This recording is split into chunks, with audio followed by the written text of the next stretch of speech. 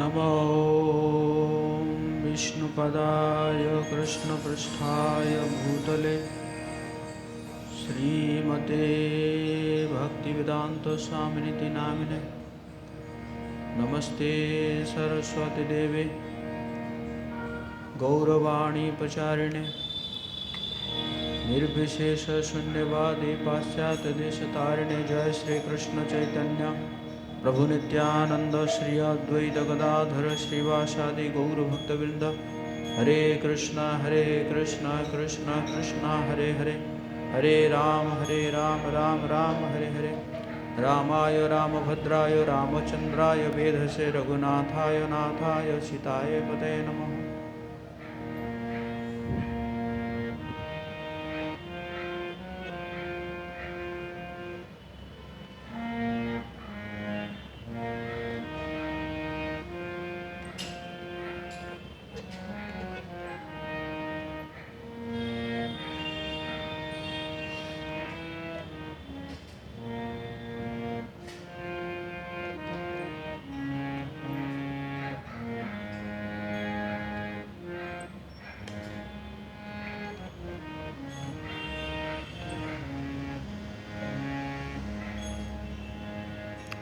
हे राम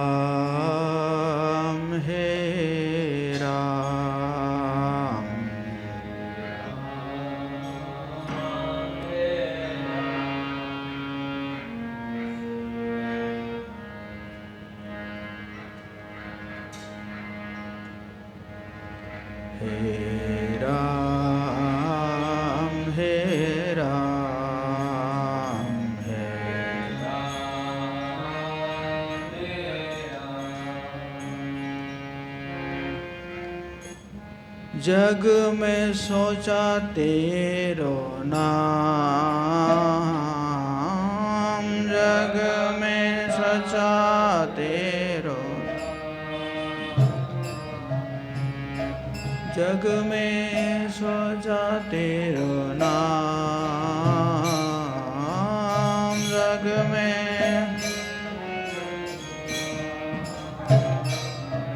हे राम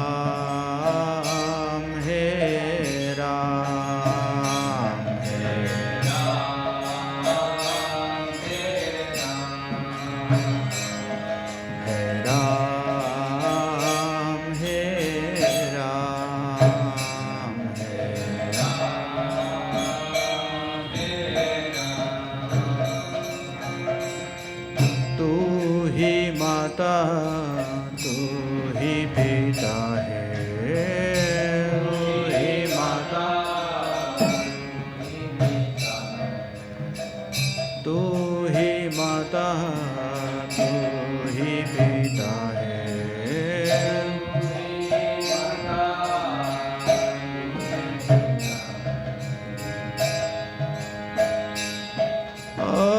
तू ही तो है राधा का श्याम, तू ही तो है राधा का,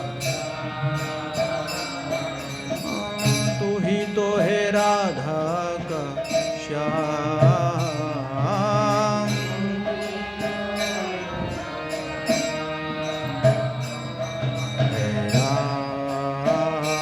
हे राम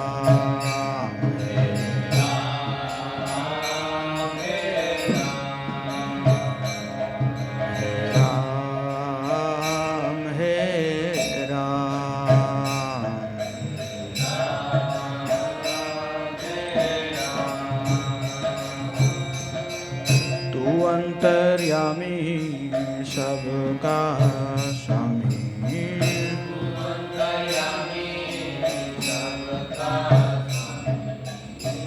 तू अंतर्यामी सबका स्वामी।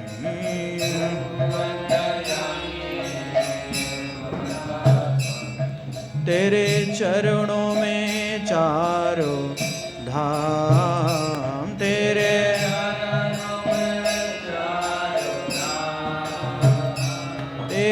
चरणों में चारों धाम, तेरे चरणों में चारों धाम।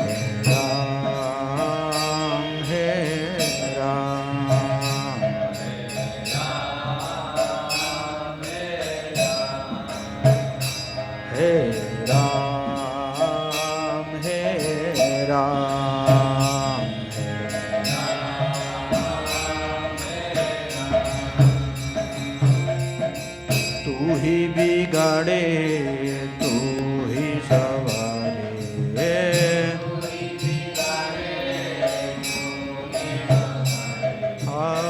तू ही बिगाड़े तू ही सवारे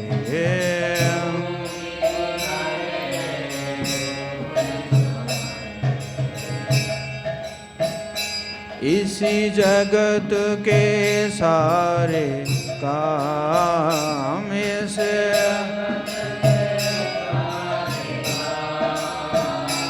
इस जगत के सारे काम से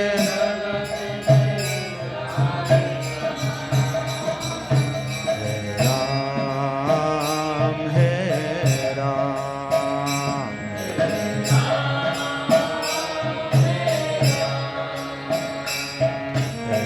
राम है राम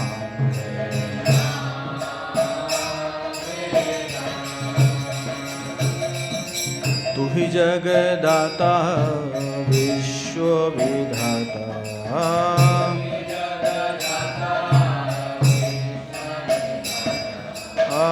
तू ही जगदाता विश्व विधाता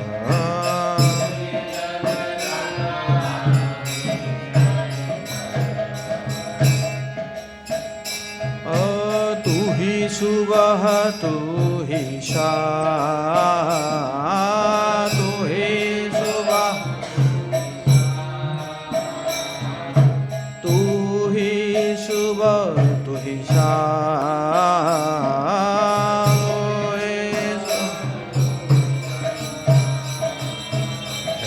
राम है राम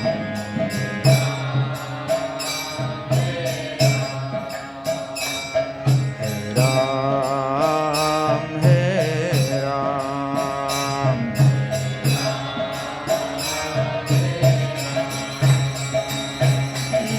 जग में सोचा तेरा नाम जग में सोचा तेरा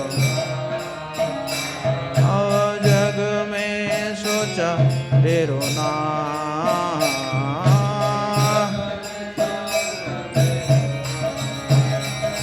हे राम हे राम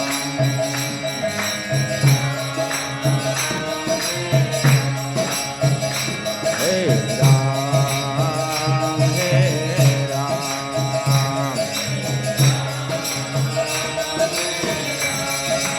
ओ हे राम हे राम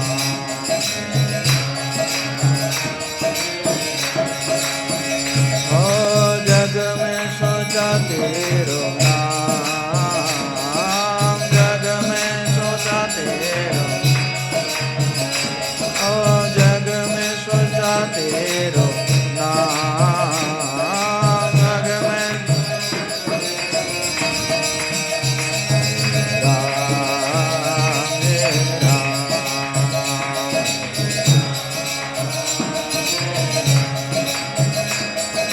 राम हे राम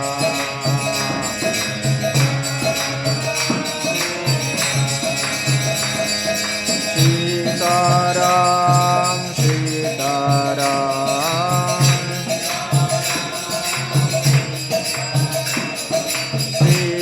सीताराम सीताराम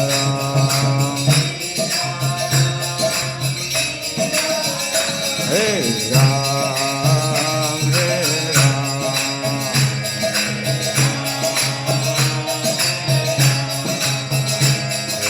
राम हे राम हे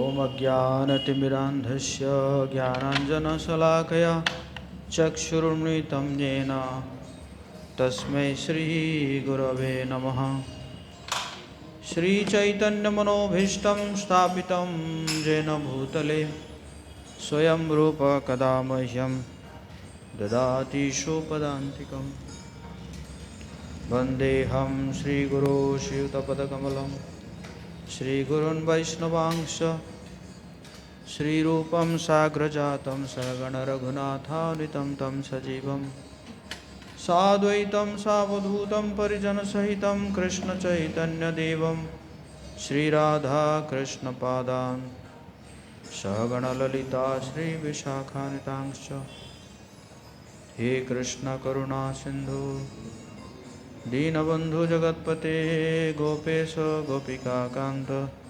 राधाकान्त नमस्तुते तप्त कांचन गौरांगी राधे वृंदावनेश्वरी वृषभानुसुते देवी प्रणमामि हरिप्रिये वाञ्छाकल्पतरुभ्यश्च कृपा सिन्धुभ्येव च पतितानां पावनेभ्यो वैष्णवेभ्यो नमो नमः।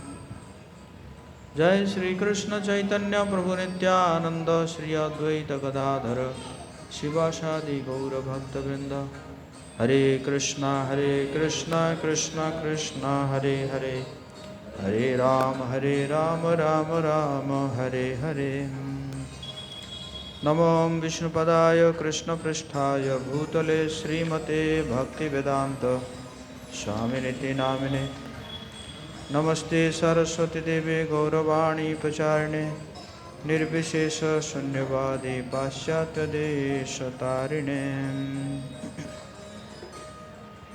रामाय रामभद्राय रामचंद्राय वेधसे रघुनाथाय नाथाय सीताय पतये नमः।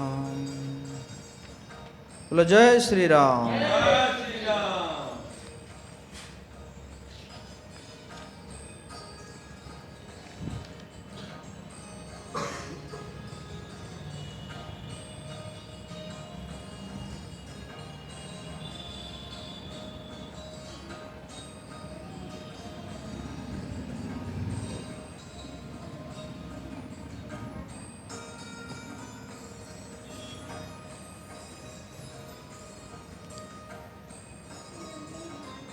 आज हम सुंदरकांड के बारे में चर्चा करेंगे। सबसे पहले महर्षि वाल्मीकि जी के चरण कमलों को स्मरण करते हुए गोस्वामी तुलसीदास जी के से आशीर्वाद प्राप्त करते हुए भगवान सीताराम लक्ष्मण हनुमान के चरण को स्मरण करते हुए हम इस कथा को आज शुरू करते हैं। सुंदरकांड वैसे देखा जाए तो सभी जो कांड है सभी कांड के हीरो तो भगवान राम है, लेकिन सुंदरकांड के हीरो कौन है? हनुमान जी। पवन सुत हनुमान की जय। तो हनुमान से भी हम प्रार्थना करते हैं कि वो भी हमें कृपा करे हमारे ऊपर।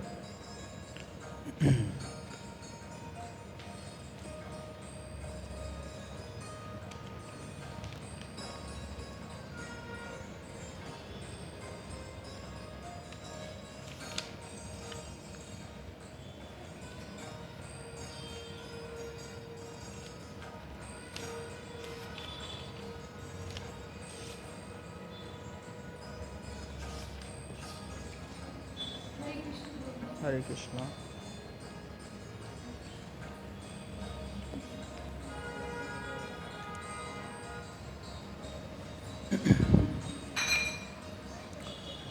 अब हनुमान जी महेंद्र पर्वत के ऊपर पहुंच जाते हैं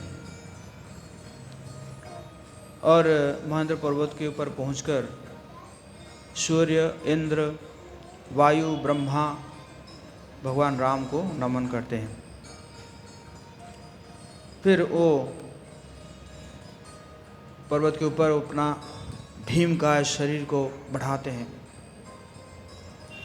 और फिर कुछ समय पर उन्होंने जो है बड़ा करके एकदम अब छलांग लगाना है ना, तो उन्होंने बहुत ज़ोर से पकड़ लिया रथ जो पर्वत को, और फिर उन्होंने अपने मन मस्तिष्क को तैयार किया और तो उनके जो विशाल का शरीर से जो है पर्वत हिलने लगा, महेंद्र पर्वत हिलने लगा।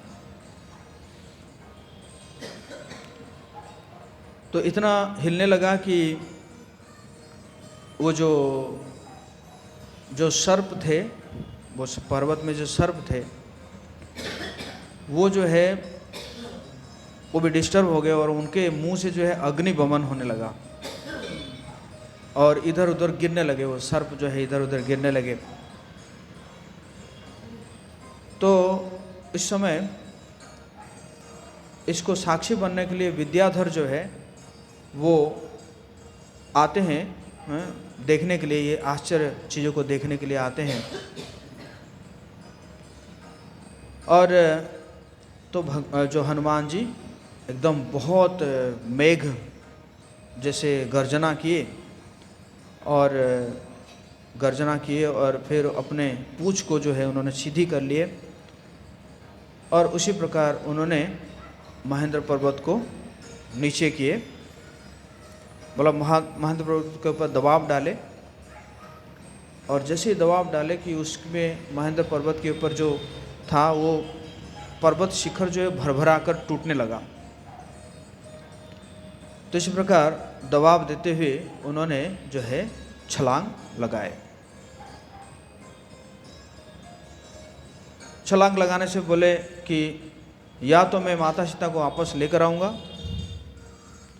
या तो फिर समूची लंका नगरी को जड़ समेत उखाड़ कर रावण सहित उठाकर ले आऊँगा, मतलब दो काम करूँगा मैं।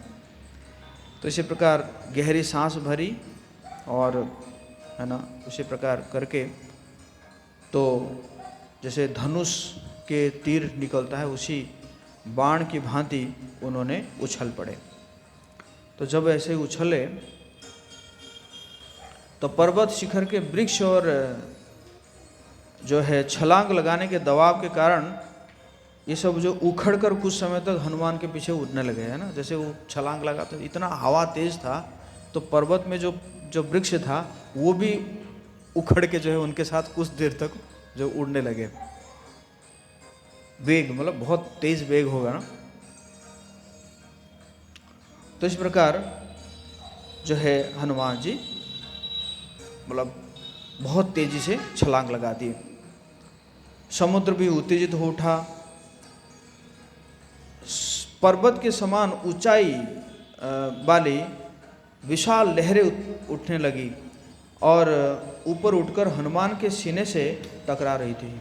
मतलब इतना तेज था कि लहरें भी जो है इतना ऊंचा हुआ कि हनुमान जी के सीने पे लग रहा था, मतलब उतर तक इतना तेज था।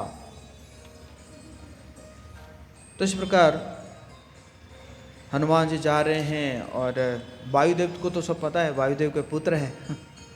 तो वायुदेव ने क्या किए कि शीतल हवाएं है ना प्रवाहित किए ताकि सूर्य का तेज जो है मेरे बेटे के ऊपर ना पड़े।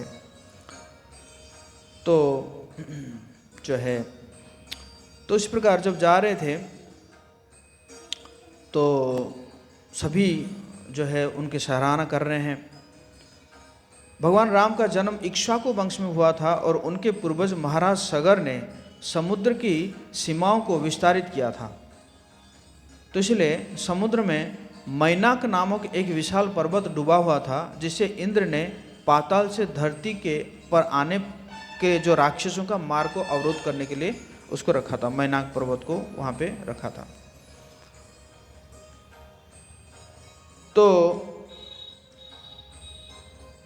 तो अब जो है समुद्र ने कहा कि आप एक काम करो, मैनाक पर्वत को बोले कि आप थोड़ा सा ऊपर उठ जाओ ताकि हनुमान जी जो है थोड़ा सा क्या करे, आराम कर ले, विश्राम कर ले। तो मैनाक पर्वत उठे और बोले कि हे पवन पुत्र, आप यहाँ पे कुछ देर विश्राम करो। अब विश्राम करने के बाद अपना यात्रा जारी रखना। और कह रहे कि सतयुग के समय में सभी पर्वतों के पंख थे और हम सभी अनेकानेक गरुड़ों की भांति आकाश के मार्ग में उड़ सकते थे, परंतु देवताएं और ऋषि मुनियों को ये भय हुआ यदि हम जमीन पर गिरेंगे तो वहीं के समस्त वस्तुओं उनको नष्ट कर सकते हैं। जितने भी पर्वत था ना पहले, सबके पंख थे, सभी पर्वत के पंख थे और उड़ते थे वो, है ना, गरुड़ जैसे उड़ते थे, सारे पहाड़ पर्वत उड़ते थे पहले। तो लेकिन लोगों को भय हुआ, अरे ये उड़ रहे हैं, कभी अगर गिर जाएंगे, कहीं पे गिरेंगे तो क्या होगा, बहुत सारे लोग मर जाएंगे ना। तो इसलिए उन लोगों ने जो है इंद्र को जो है इंद्र से प्रार्थना की, तो इंद्र जो है अपना वज्र उठाया और सभी जो है पर्वत है उनका पंख को काट डाले। और मेरा भी ऐसे पंख हटाने वाले थे, लेकिन वायुदेव जो है मेरी रक्षा की और उन्होंने समुद्र में फेंक दिया, और इस प्रकार मेरा पंख जो है सुरक्षित बच गया, जो मैनाक पर्वत है। तो हनुमान जी का कोई थैंक यू, धन्यवाद, लेकिन मुझे क्षमा करें, मैं अब रुक नहीं सकता क्योंकि मेरे पास समय बहुत कम है, क्योंकि ऑलरेडी 1 महीना तो बीत चुका था जो सुग्रीव जो समय दिए थे। तो इसे ये कहकर जो है मैं विलम्ब नहीं करूँगा, और वो उनको थोड़ा सा प्रणाम किए और प्रणाम करके जो है वो जो है फिर चल जाते हैं। तो उस समय इंद्र जो है बहुत प्रसन्न होते हैं मैनाक पर्वत के ऊपर ये सेवा देने के लिए, कि सारे जो देवताएं हैं ना, इंद्र ब्रह्मा ये सब देख रहे हैं कि हमारा जो प्लान है, रावण को मारने का प्लान है, वो सब सही चल रहा है कि नहीं चल रहा है। जैसे ही सीता माता का हरण हो जाता है ना, सीता माता को लेकर जो है रावण पहुंचा देता है, मतलब लंका पहुंचा देता है, फिर जाके अशोक वाटी में रखता है, तो सब देवताएं कहते हैं वाह, हमारा जो योजना था वो सफल हो गया है कि नहीं। मतलब देवताएं नहीं चाहते थे कि भगवान जो है अयोध्या में रहे, है ना, उनका वनवास से लेकर ये जो सब काम जो है उन्हीं का प्लानिंग था, क्योंकि रावण मरेगा ना, नहीं तो रावण कैसे मरेगा, है ना। तो यहाँ पे इंद्र आके मैनाक को बोलते हैं, मैनाक पर्वत को बोलते हैं कि बहुत अच्छा किया आपने, और मैं आपका पंख नहीं काटूंगा, तो आप डरिए मत, आप वहीं पर रहिए, मैं आपका पंख नहीं काटूंगा। तो इसी प्रकार हनुमान जी जो है आगे बढ़े। तो अब जो है देवता लोग परीक्षा कर लेना चाहते थे कि इतना बड़ा काम करने जा रहे हैं हनुमान जी, थोड़ा इनका बुद्धि का थोड़ा परीक्षा लिया जाए। तो नाग माता सुरसा, उनको उन्होंने कहा कि आप एक काम करिए, आप जो है जाके कुछ विघ्न डालिए, बाधा डालिए, देखते हैं क्या, है ना, हनुमान जी कैसे इसको मतलब सामना करते हैं। तो सुरसा जो है एक सर्प के रूप में आई और आके क्या की, अपना मुंह को खोल ली, हनुमान जी के सामने मुंह को खोल ली। तो हनुमान जी ने कहा कि मुझे जाने दीजिए। नहीं, मुझे तो ब्रह्मा जी का वरदान है, इस रास्ते में जो भी जाएगा वो उसको मेरे मुंह के अंदर आना ही पड़ेगा, और तो इसलिए मैं जाने नहीं दूंगी आपको तो आना ही पड़ेगा मेरे मुंह के अंदर। तो हनुमान जी का अच्छा ठीक है, अपना मुंह खोलो। तो हनुमान जी अपना रूप बढ़ाए, दुगना किए, सुरसा भी अपना मुंह को दुगना कर दिया, हनुमान जी अपने शरीर को 10 गुना कर दिए, सुरसा भी 10 गुना कर दिया, है ना। तो इसी प्रकार जो है चलता रहा, वो जितना बढ़ रहा है और सुरसा जो है क्या कर रही है, अपना मुंह को और बढ़ा रही है। तो हनुमान जी सोचा कि ये जो है ना, ये क्या हो रहा है, अहंकार की लड़ाई हो रहा है कि नहीं, घमंड की लड़ाई हो रहा है कि नहीं। तो जैसे ही वो बहुत बड़ा बना दी, तो हनुमान जी तुरंत मच्छर जैसा बन गए और उनके मुंह में गए और कह के निकल आए, बोले देखो ब्रह्मा जी का वरदान पूरा हो गया, आप बोली थी ना मुंह के अंदर जाना है, मैं तो मुंह के अंदर गया और वापस भी आ गया। तो सुरसा जो है फिर अपने रूप में आई और बोली कि मैं आपके, है ना, आप बहुत बड़ा काम करने जा रहे हैं, तो मैं आपके देवताओं के कहने पर मैंने आपका बुद्धि जो है परीक्षा ले रही थी, तो आप सफल होंगे। तो इसी प्रकार कह के मैं आपको जो है वरदान दे रही हूँ, आप अपने कार्य में सफल होंगे। अब जो है फिर आगे बढ़े तो क्या हुआ कि एक हिंसिका नाम का जो है राक्षस, वो भी समुद्र में रहती थी। वो क्या करती थी कि जो भी उड़ता था समुद्र के ऊपर उसका छाया को पकड़ लेती थी और पकड़ के जो है उसको खींच के जो है खा जाती थी। तो हनुमान जी उड़ रहे थे, देखे कि स्पीड कम हो गया मेरा क्या हुआ, स्पीड कम हुआ, तो नीचे देखे कि जो है वो जो है अपने छाया को पकड़ के फिर वो धीरे धीरे खींच रही है। तो फिर हनुमान जी क्या किए कि कहते ठीक है, क्योंकि जो जैसे वो खींच रही थी तो पूरा उसके मुंह के अंदर ही चले गए और अंदर गए और फिर उसके छाती को फाड़ के बाहर निकल आए। बोले जय श्री राम। फाड़ के बाहर निकल आए, बाहर निकल के फिर उड़ गए वो, तो वो हिंसिका जो है वहाँ पे मर जाती है। तो इसी प्रकार करते हुए फिर हनुमान जी जो है वो जाके पहुँचते हैं त्रिकुट पर्वत के ऊपर। एक्चुअली लंका जो है त्रिकुट पर्वत के ऊपर था। त्रिकुट मतलब 3 पहाड़ था, 3 पहाड़ था और उस 3 पहाड़ के ऊपर वो जो है लंका नगरी जो है बैठा हुआ था। तो उसमें ये कहते हैं जो सुंदरकांड इसका नाम क्यों पड़ा, तो ये जो 3 पर्वत में जो जो क्या वाटिका था, अशोक वाटिका, जो अशोक वाटिका था ना, वो जो जिस पर्वत के ऊपर था उस पर्वत का नाम सुंदर पर्वत था। और क्योंकि हनुमान जी गए थे और उस जो है उसमें जो है वो किए थे, मतलब उसी में ही सीता जी से मिले थे, तो इसी कारण जो है, और अशोक वाटिका में काफ़ी है ना वो किए, क्या बोलते हैं, काफ़ी तहस नहस भी मचाए हैं, तो इसी कारण इसको सुंदरकांड भी कहा जाता है, वो सुंदर पर्वत के नाम पर। तो 3 पहाड़ था, 3 पहाड़ जो है, तो 3 पहाड़ वाला जो है उसमें जाके पहुँचे। तो त्रिकुट पर्वत के ऊपर लंका था, तो वहाँ पहुँचे और पहुँचने के बाद अब जो है कि बोले कि कैसे जाऊँगा।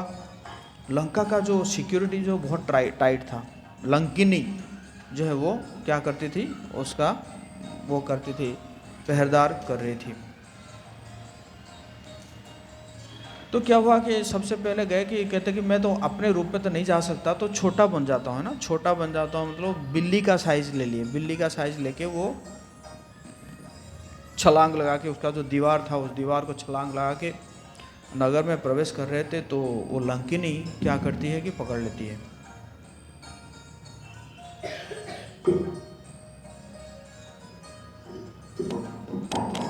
ठीक,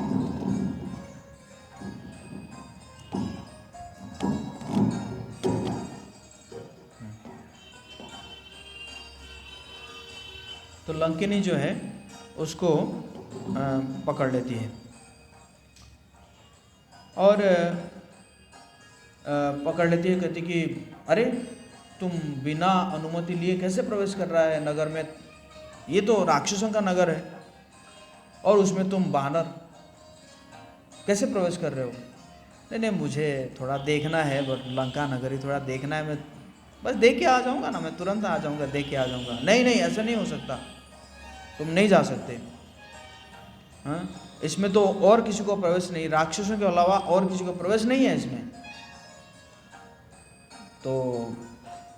तो हनुमान जी जो है थोड़ा वो कि नहीं मुझे जाना है करके, तो जाना है, अब देखो कैसे जाना है, तुझे जाना तो है, तुझे यहाँ नहीं जाना है, तुम्हें है ना यमलोक जाना है करके जो है वो क्या करने लगती है, अपने पैर से जो है दबाने की प्रयास करती है हनुमान जी को, है ना। तो हनुमान जी ने कहा कि एक तो स्त्री है, तो ठीक है चपेट लगाता हूँ, लेकिन थोड़ा हल्के से लगाता हूँ स्त्री है, ज़्यादा देर जोर नहीं लगाना चाहिए। तो एक चपेट लगाए, ऐसे लेफ्ट हैंड से एक चपेट लगाए, और जैसे ही चपेट लगाए उसी चपेट से उसका खून निकलने लगा, मुंह से खून निकलने लगा। तो बोला तू कौन है, तू कौन है बता। मुझे वरदान, ब्रह्मा जी जब कुंभकर्ण और रावण को वरदान देके जा रहे थे, तो मुझे यही कह के गए थे कि कोई बानर अगर तुम्हें के चपेट मार के खून निकाल देगा, इसका मतलब समझ जाना कि तुम्हारा लंका का विनाश है। तो बता तू कौन है। तो फिर वो बताते कि मैं हनुमान हूँ और मैं राम का दूत हूँ जो है, और तुम्हारे, वैसे तो देखा जाए कि तुम्हारे स्वामी ने ही चोरी किया है, तो वो तो सबसे बड़ा चोर तो वही है कि नहीं। तो फिर लंकिनी कहती कि ठीक है आप जाओ और आप सफल होंगे, मैं तो समझ गई कि अब जो है लंका का विनाश का समय आ गया। तो हनुमान जी जाते हैं, जाके जो है एक्चुअली रात हो गया था, मतलब रात के ही समय में जा रहे थे, दिन को बिता दिए थे उन्होंने, अब रात के समय में वो समझ लिए कि इसी समय जाना है, और मध्य रात्रि का समय था। तो ज़्यादातर असुर, राक्षस और उनकी पत्नियों के साथ सोए हुए थे। तो कई प्रकार के देखा, कहीं पे जो है राक्षस अपने पत्नियों के साथ सोए हुए हैं, कहीं पे जो है काम क्रीड़ा कर रहे हैं, कहीं पे कोई राक्षस अपनी पत्नी के शरीर में जो है चंदन लगा रहा है। इसी प्रकार कई प्रकार के वो देखे, लेकिन जो ऐश्वर्य उन्होंने देखा, हनुमान जी ने देखा, तो उनको लगा ये तो स्वर्ग है, ये स्वर्ग है, यहाँ पे तो ये स्वर्ग पूरा यहाँ आ गया, मतलब ऐसे सोच रहे हैं। क्योंकि उसमें वर्णन कर रहे हैं, और पूरे लंका में कोई भी महल जो है वो 8 मंजिला से नीचे नहीं था पूरे लंका में। तो महर्षि वाल्मीकि जी कह रहे हैं, इस महलों की भीतरी दीवारों पर धूल का एक कण तक नहीं था, और वे स्वच्छता से चमचमा रही थी। इनके फर्श इतने शानदार बनावट वाले थे कि इन्हें देखने वाला मंत्रमुग्ध होकर एकटक देखता रह जाता था। एक्चुअली क्या है ना, सब सोने से बना हुआ था, दीवार भी सोने का था, घर भी, महल भी सोना या चांदी का था। मतलब वहाँ पे जो मैं एक बार सोच रहा था, मैंने कहा ये हनुमान जी कैसे जलाए, मतलब अगर पत्थर का घर होगा तो जलेगा कैसे। लेकिन बाद में मुझे पता चला कि जला क्यों, क्योंकि सोने और चांदी का था इसलिए जल गया। अगर जो रावण अगर पत्थर का बनाता तो नहीं जला पाते हैं ना, पत्थर का बना हुआ चीज़ों को कहाँ जलाएंगे, कुछ वहाँ उसके अंदर कुछ जल जाएगा, लेकिन बिल्डिंग तो नहीं जलेगा ना। लेकिन जला क्यों, क्योंकि सोने और चांदी का था, है ना। तो सारा सोने और चांदी का था। महीन नक्काशी वाली सीढ़ियाँ सोने और चांदी से मढ़े हुए छज्जों तक जाती थी। फिर उनके ऊपर अद्भुत गुंबद और छतें थी। वाद्य यंत्रों से निकलते सुमधुर संगीत के बीच राक्षस पत्नियाँ अपने कामोन्मत्त पतियों के बाहों में लेट जाती थी। तो इसी प्रकार देख रहे हैं। और फिर वो एक एक करके, पहले तो रावण के महल में नहीं घुसे हैं, अभी बाकी असुरों के महलों में घुसे हैं। घुसते घुसते फिर कुंभकर्ण, इंद्रजीत, अन्य राक्षसों की जो है आवास में ढूंढ रहे हैं। मतलब एक्चुअली उनका ढूंढना क्या है कि सीता माता कहाँ है। तो इस प्रकार जाते जाते फिर वो रावण के महल में जाते हैं। तो रावण के महल में जाते हैं, तो रावण का जो बेडरूम था ना, रावण का जो बेडरूम था, क्या आप अंदाज लगाइए कितना फीट का होगा। वो फीट में नहीं था, वो मील में था। 80 मील लंबा और 40 मील जो है चौड़ा था। समझ, मतलब ये ना फीट, ना मीटर, ना किलोमीटर, किससे गिना जा रहा है, मील, मतलब उसका बेडरूम है ना। और फिर उसने देखा, हनुमान जी ने देखा कि पुष्पक विमान रखा गया था, है ना। पुष्पक विमान जो विश्वकर्मा द्वारा ब्रह्मा जी के लिए बनाया गया था। फिर विमान और ये विमान जो है चालक के मन की इच्छानुसार अनुसरण करके आकाश मार्ग में यात्रा करता था। पुष्पक रथ को रत्नों से बने पक्षियों से सुसज्जित किया गया था, जो यांत्रिक रूप से अपने पंख फड़फड़ाते थे। मतलब मशीन टाइप का था। हम लोग वो पक्षियाँ थे, लेकिन पक्षियाँ मतलब ओरिजिनल नहीं थे, मशीन टाइप का थे। और वो पक्षी जो है क्या करते थे, ऐसे फड़फड़ाते थे।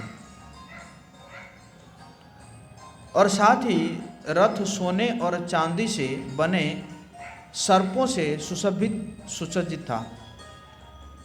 अंदर में अत्यंत सुदृढ़ सूंड वाले हाथियों की प्रतिमाएं एक तालाब में अत्यंत मोहक मुद्रा में खड़ी सौभाग्य की देवी लक्ष्मी की मूर्ति पर सुगंधित जल बरसा रहे हैं।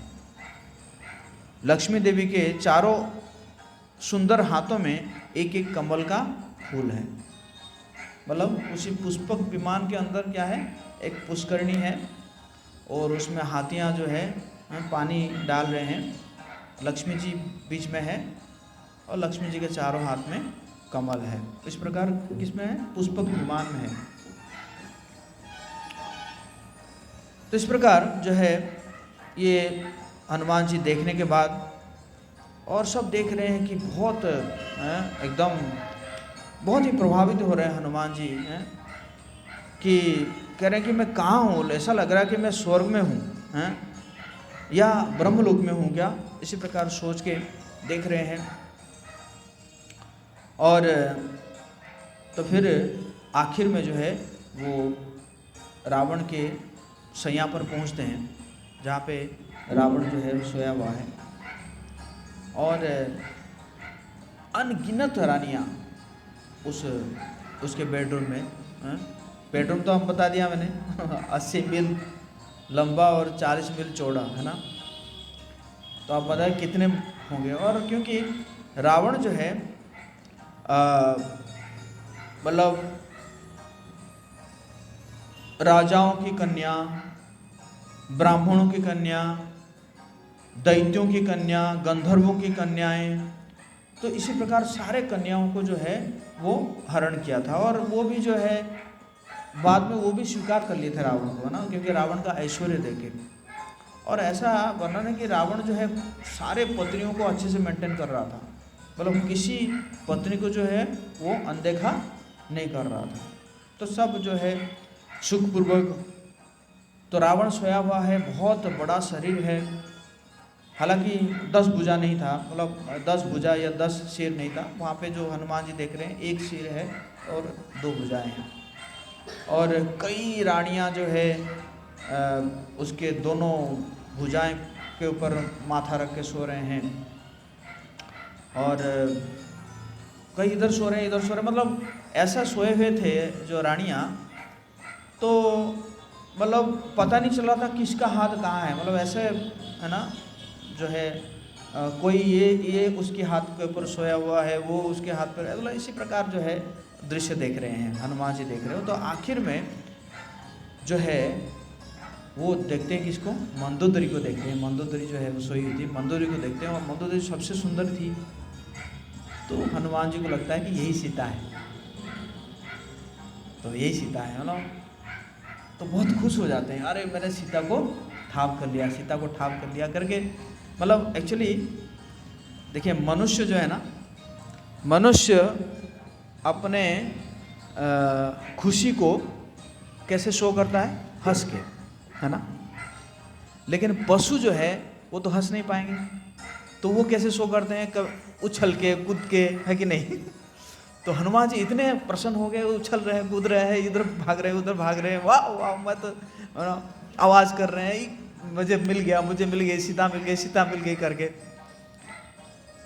तो बाद में सोच रहे हैं बंदर बुद्धि है मेरा, सीता कभी इतने प्रसन्न मुद्रा में सो सकती है, हैं? मतलब राम कितना विलाप कर रहे हैं सीता के विरह में, और सीता तो कभी भी ऐसे नहीं हो सकता है कि सीता जो है किसी के पास, मतलब असुर के पास एकदम ऐसे इतना प्रसन्न, कैसे नींद आएगी उसको, ना, ये सीता नहीं है। तो इसी प्रकार कह के फिर वो जो है फिर अपना जो है फिर ढूंढने लगते हैं। एक समय में उनके मन में आता है तो मैं क्या देख रहा हूँ, ये सब जो है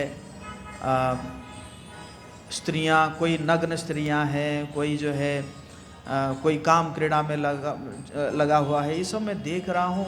इसका मतलब मुझे पाप हो रहा है ना, पाप लग रहा है ना मुझे, इसका तो मुझे पाप भुगतना पड़ेगा।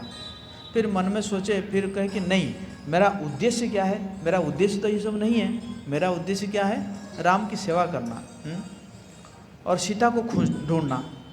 और सीता जो है कि स्त्री है, तो सीता स्त्री है तो मैं ढूंढूंगा तो स्त्रियों के बीच में ढूंढूंगा ना, बाहर तो और तो कहीं नहीं ढूंढूंगा, तो स्त्रियों के बीच में ढूंढूंगा। तो इसलिए फिर अपने मन को समझाते। तो मतलब आप देखेंगे हनुमान जी जो है वो कितने, मतलब उनका अंदर कितने प्रकार का वो आता है, भावनाएं आता है, फिर उसको कैसे वो करते हैं ना। तो इसी प्रकार करते करते जो है मतलब उन एक समय में हताश हो जाते हैं, मतलब कहीं पे अगर चीज़ नहीं मिल रही है तो हताश हो जाते हैं। तो वैसे वाल्मीकि रामायण में विभीषण से हनुमान जी के मिलने का जो वो नहीं है, वर्णन नहीं है, लेकिन गोस्वामी तुलसीदास जी कहते हैं कि वाल्मीकि रामायण में ये है कि आखिर में उनको नज़र पड़ता है हनुमान जी को, अरे वो तो एक टापू है, उस टापू में तो मैं गया ही नहीं हूँ, और वहाँ पे सुंदर वन है। तो इसी प्रकार सोच के जाते हैं और वहाँ पे अशोक वाटिका है। लेकिन गोस्वामी तुलसीदास जी लिख रहे हैं कि हनुमान जी इसी प्रकार रात बिता देते हैं और सुबह मतलब सुबह लगभग 3-4 बजे देखते हैं कि किसी के घर में जो है लाइट जल रहा है और भगवान राम का जो है क्या हो रहा है, धुन आ रहा है। कहते अरे ये तो सारे राक्षस जो है एकदम शराब वराब नशा वशा करके सो रहे हैं एकदम, लेकिन ये कि राक्षस नगर में ऐसे ब्रह्म मुहूर्त में कौन जाग गया तो फिर जाते हैं तो वहाँ पे क्या होता है, विभीषण का जो है मिलन होता है।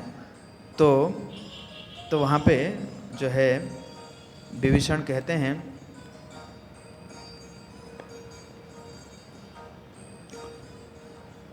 तामस तनु कछु साधन नाही, प्रीति न पद सरोजा मन माही।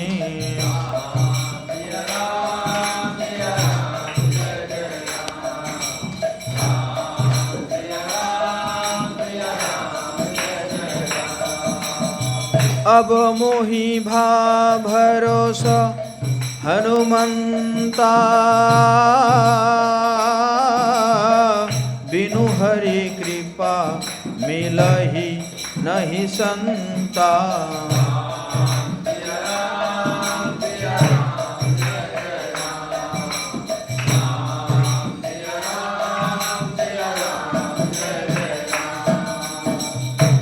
तो विभीषण कह रहे हैं मेरा तामसी शरीर अर्थात राक्षस शरीर होने से साधन तो कुछ बनता ही नहीं है, और न मन में श्री रामचंद्र के चरण कमलों में मेरा प्रेम ही है।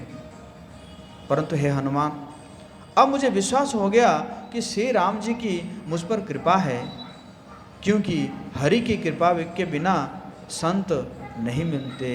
बोलो जय श्री राम। हरि की कृपा बिना संत नहीं मिलते। अगर संत मिल रहे हैं, सत्संग हो रहा है, इसका मतलब क्या है, हरि की कृपा हमारे ऊपर है।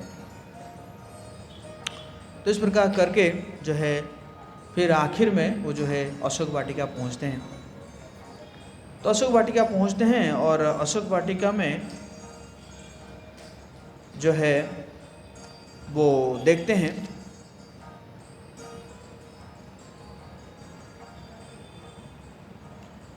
तो एक समय में तो ऐसे मन में आता है कि शायद रावण जो है सीता को खा गया होगा, या तो जब समुद्र में आ रहे थे ना, हो सकता है कि सीता गिर गई होगी, पुष्पक विमान से नीचे गिर गई होगी। तो इसी प्रकार सोच रहे हैं और कह रहे हैं कि मैं अगर जाऊंगा भी, जाके ये बोलूंगा भी, तो राम तो जरूर प्राण त्याग कर देंगे, और राम प्राण त्याग करेंगे तो लक्ष्मण भी प्राण त्याग कर देंगे, भरत शत्रुघ्न भी प्राण त्याग कर देंगे, उनके 3 रानियां भी प्राण त्याग कर देंगे। तो इससे बढ़िया मैं ही प्राण त्याग कर दूँ। इसी प्रकार सोच रहे हैं। और सोचते सोचते फिर जो है या तो आत्महत्या कर लूँगा, नहीं तो सन्यासी की भांति शेष जीवन काट दूंगा, ऐसे हनुमान जी सोच रहे हैं। फिर वो सोच रहे हैं कि ये रावण का वध कर दूं क्या, है ना, रावण का वध कर दूं, या फिर उसे घसीटते हुए राम के पास वापस ले चलना चाहिए, ताकि भगवान शिव को उसके रूप में मानव बलि चढ़ाई जा सके। इसको ले जाता हूँ राम के पास और उसको जो है बलि चढ़ा दिया जाएगा। तो इस प्रकार हनुमान जी कई प्रकार के सोच में पड़े हैं। फिर जो है वो फिर जब देखते हैं अशोक वाटिका देखते हैं, तो सोचते हैं कि हो सकता है कि यहाँ पे मिल जाए। तो फिर वो राम और लक्ष्मण से प्रणाम करके तो वहाँ पे पहुँचते हैं, और वहाँ पे पहुँचते हैं देखते हैं कि जो है कि वहाँ पे क्या है कि बहुत सुंदर कमल पुष्प से भरा एक सरोवर देखते हैं, और फूलों के वृक्ष से भरी सुखद जगह। और फिर उन्होंने सोचा कि हो सकता है कि यहाँ पे सीता होंगी। और फिर उन्होंने एक मंदिर देखा, 1000 स्तंभों वाला एक ऊंचा मंदिर भी देखा वहाँ पे। और उसी मंदिर के सामने उन्होंने देखा कि एक स्त्री बैठी हुई है, जो कि मैले कुचले फटे हुए कपड़ा पहन रखी है, और बहुत ही कमज़ोर है ना नज़र आ रहा है, क्योंकि निराहार रहने के कारण इसी प्रकार बैठी हुई है। और बड़े दुखी है, और कभी कभी जो है दुख से वो क्या कर रही है, बार बार जो है ठंडी आह भर रही है ना, जैसे दुख में ऐसा होता है ना जैसे, तो इसी प्रकार कर रही है। लेकिन उन्होंने देखा कि मुखमंडल पर ऐसा दिव्य तेज दमक रहा था, जिसे उसका दुख भी क्षीण नहीं कर पाया था। तो इस प्रकार जब देखे हनुमान पहचान गए कि यही वो स्त्री है जिसको मैं ढूंढने के लिए आया हूँ। और फिर तो उन्होंने ऐसे सोच के तो उस स्त्री को देख, मतलब सीता माता को देख रहे हैं, और देख रहे हैं क्या है, पूर्णमासी के चांद जैसे दमकते चेहरे, सौम्य भौं भरे स्तनों, चटक लाल के रंग के होठों, पतली कमर, कमल की पंखुड़ियों जैसे नेत्रों, और नाजुक व सम आकार वाले हाथ पैरों के ध्यान से देखा, और निष्कर्ष निकाला निश्चित ही ये क्या है, ये सीता ही है। और अब जो है तो यही वो स्त्री है जिसको राम प्रेम करते हैं। तो बहुत ही जो है उनके अंदर करुणा आया कि बहुत दुखी है।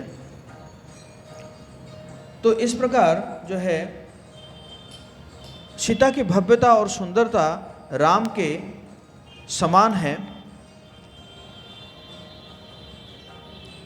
और निश्चित ही उनके लिए समुद्र पार करके लंका की ओर छलांग लगाना और सभी राक्षसों का संहार करना उचित है। मतलब सोच रहे हैं कि पहले तो क्या ऐसा स्त्री है क्या जिसके लिए इतना दूर आना पड़ेगा, लेकिन देखने के बाद उनको लगता है कि ना, ऐसा स्त्री है, इसके लिए तो करना ही पड़ेगा। हाँ, इसी प्रकार कहें कि हाँ ठीक है। और कह रहे हैं कि यदि तराजू के एक पलड़े पर सीता की और दूसरे पलड़े पर तीनों लोगों के साम्राज्य रखा जाए, तब भी सीता का पलड़ा जो है भारी रहेगा। सीता के सामने तीनों लोगों का राज्य भी तुच्छ है। इस प्रकार हनुमान जी सोच रहे हैं। तो फिर उन्होंने देखा कि कुछ भयानक राक्षसी जो है साथ में थे। किसी का तो जो है सिर्फ एक आंख और एक कान था, किसी के पूरे शरीर पर कान ही कान थे, और एक राक्षस के माथे के बीचों बीच जो है एक नाक थी। यहीं पे यहाँ पे नाक थी। एक राक्षस, हाँ, और कुछ राक्षसियाँ गंजी थी और कुछ बौनी थी, कुछ कुबड़ी थी और कुछ के होंठ उनकी ठुड्डियों के नीचे तक लटक रही थी। तो इस प्रकार कई प्रकार के जो है राक्षसियाँ थी। और तो अब तो हनुमान जी को बड़ा आनंद मिल रहा है कि चलो जिसको आया था ढूंढ निकाला हूँ। तो कहते हैं कि जो है इंतज़ार कर रहे थे कि क्या समय है जिस समय मैं मिल सकूं। तो जैसे ही सुबह हो गया, रात भर तो चल रहा था, ये प्रोजेक्ट चल रहा था, तो सुबह हो गया। जैसे ही सुबह हो गया और रावण जगा तो तुरंत उसके मन में सीता माता का ख्याल आया। तुरंत उठा और सब अपना है ना लेके जो है पात मंत्र लेकर जो है आ गया, सीता माता के पास आ गया। जैसे ही सीता माता के पास आया तो सीता माता क्या करती है कि उसको वो पीछे कर देती है ना, मतलब रावण आया खड़ा है और सीता माता क्या करती है, उसको ऐसे बैक कर देती है। और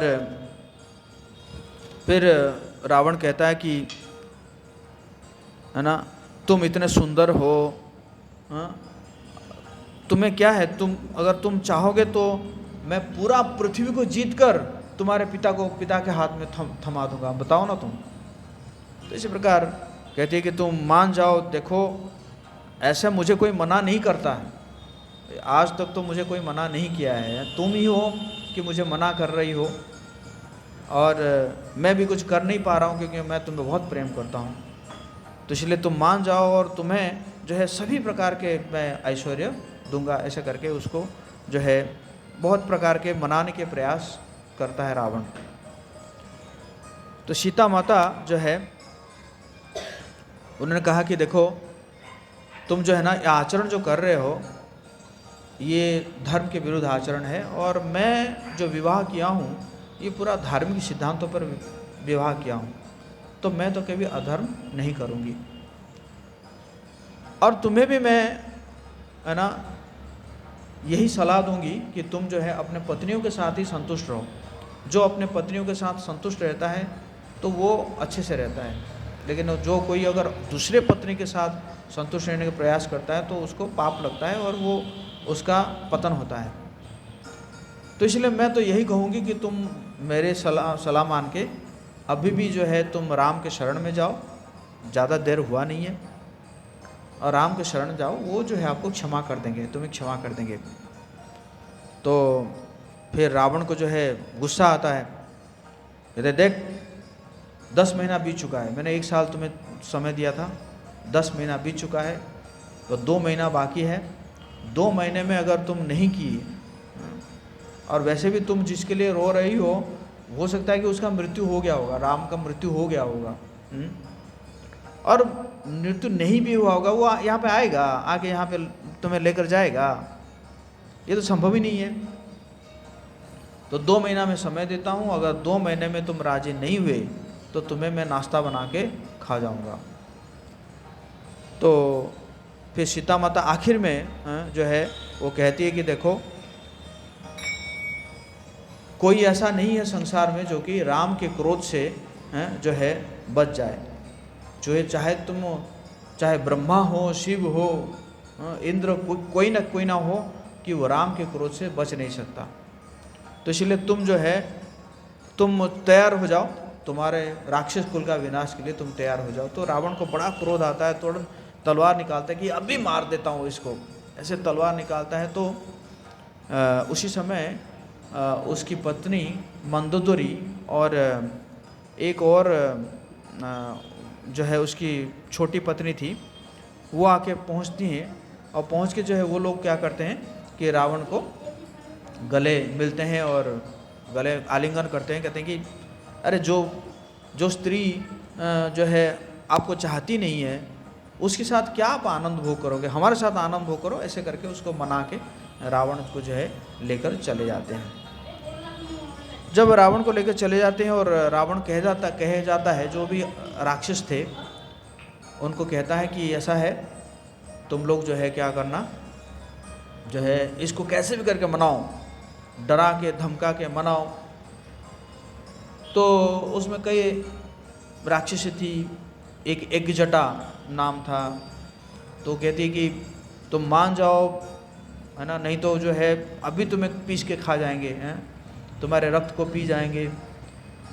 तो इसी प्रकार बाकी जो राक्षस है वो भी ऐसे डराने लगते हैं, तो डराने लगते हैं, अभी मार देते हैं, अभी मार देते हैं, जो कहते हैं। तो सीता माता कहती है, डर जाती है सीता माता और कहती है कि हे राम, हे लक्ष्मण, आप लोग मुझे आके क्यों नहीं बचा रहे हैं। और फिर कहती कि ठीक है, तुम लोगों को अगर खाना है तो खा जाओ मुझे, लेकिन देखो मैं कभी भी जो है रावण के पास समर्पित नहीं होंगी। तो इस प्रकार करने के बाद वहाँ पे एक राक्षसी थी जिनका नाम था त्रिजटा। तो त्रिजटा क्या करती है कि कहती कि त्रिजटा सोई हुई थी, एक्चुअली सोई हुई थी। तो वो जग जाती है तो देखती है कि सब डरा रहे हैं, सीता को डरा रहे हैं। तो वो आके कहती है, अरे इसको मत डराओ, मैं एक बहुत भयानक सपना देखी हूँ। मैं बताओ क्या सपना देखी हो। तो बताती है कि ऐसा है, मैंने देखा कि राम और लक्ष्मण आए हुए हैं, शुद्ध सफ़ेद वस्त्र में आए हुए हैं और सीता को जो है लेकर जा रहे हैं। सीता भी जो है एक सफ़ेद वस्त्र पहन रखी है। और रावण को देखा मैंने, रावण को जो है गधे द्वारा खींचा जा रहा है, एक रथ जो है खींचा जा रहा है। रावण जो है चिल्ला रहा है, उसको जो है कीचड़ में जा रहा है और तेल पी जा रहा है। मतलब एक्चुअली इस प्रकार अगर सपना दिखाया था तो यही सपना मतलब माना जाता है कि इसकी मृत्यु हो जाएगी, है ना। इस प्रकार के, जैसे मैं पहले बताया था ना, भरत महाराज जी को भी सपना आया था किनके बारे में, दशरथ महाराज के बारे में, ना। तो इस प्रकार अगर किसी के बारे में सपना आता है तो इसका मतलब क्या है, उसकी मृत्यु हो जाएगी। तो सब लोग फिर छोड़ देते हैं, उसे छोड़ देते हैं। अब हनुमान जी जो है, तो हनुमान जी अब जो है सोचे कि जो है कैसे मैं मिलूं, अभी तो वो तो देख के डर जाएगी, मुझे कभी देखी नहीं है।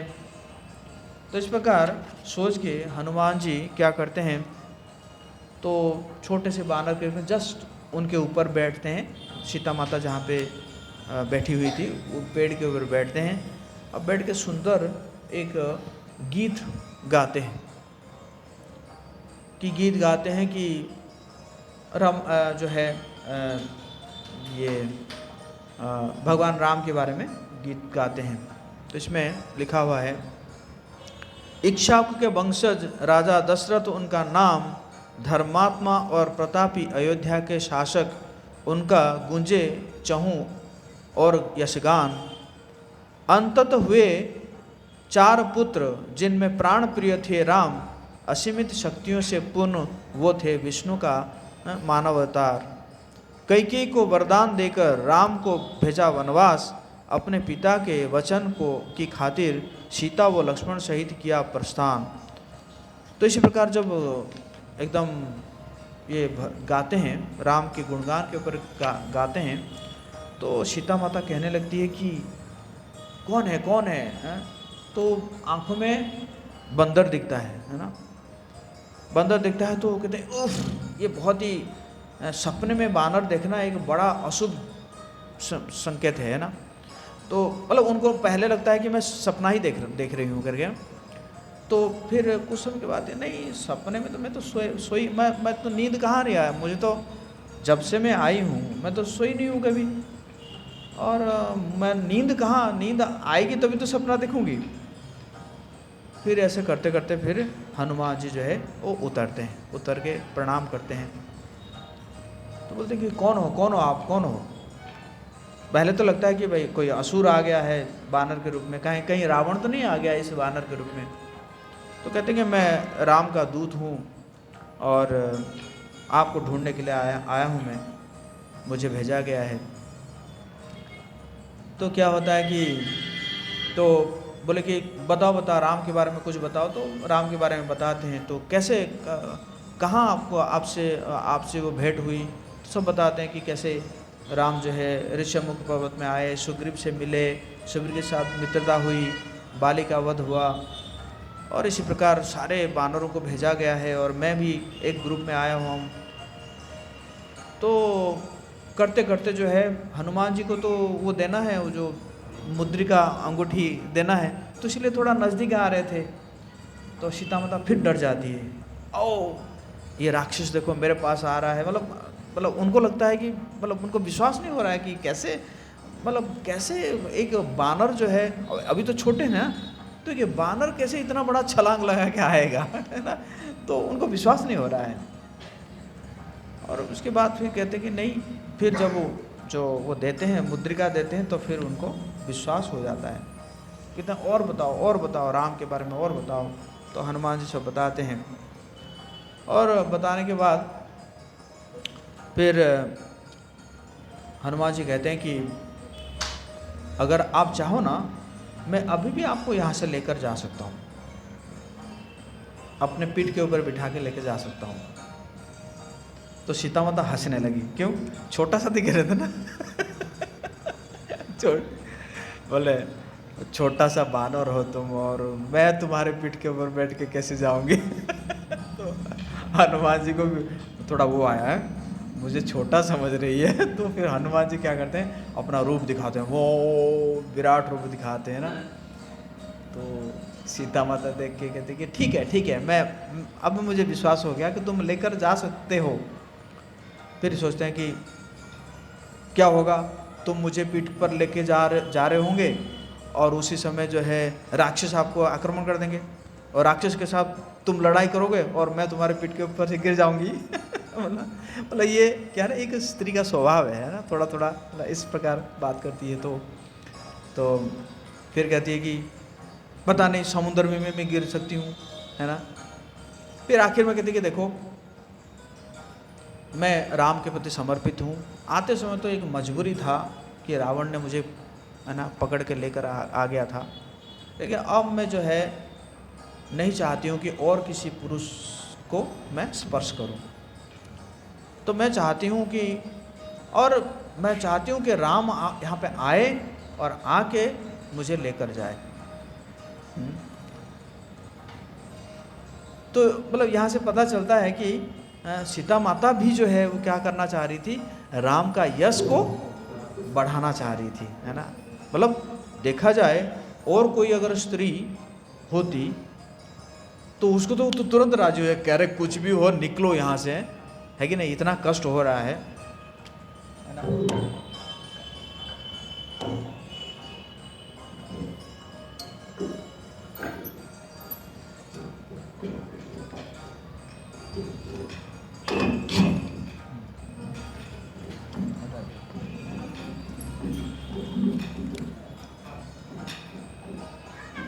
देखा जाए तो जो है सीता माता कितने कष्ट में है ना। तो और कोई स्त्री होती तो क्या करती, चलो कुछ भी हो, मतलब चलते हैं ना। लेकिन सीता माता क्या कहती है कि नहीं, राम आएंगे और उससे उनका यश बढ़ेगा। और जब रावण भी आया था ना, सीता माता ने उनको भी बोली कि देखो मैं अगर चाहूँ ना, मैं अग्नि से तुम्हें भस्म कर सकती हूँ, मैं अगर चाहूँ तो, लेकिन क्योंकि मुझे राम ने आज्ञा नहीं दिया है इसलिए मैं नहीं कर रही हूँ। तो इस प्रकार जो है, तो हनुमान जी ने कहा कि ठीक है। तो फिर हनुमान जी कहते हैं कि आप कुछ मुझे बताइए, ताकि जो है क्या होगा कि मैं भी जाके कुछ बताऊं, आपके बारे में कुछ तो बताऊं, ताकि राम भी विश्वास करेंगे कि मैं मिला हूं करके। तो सीता माता तीन चीज़ बताती है।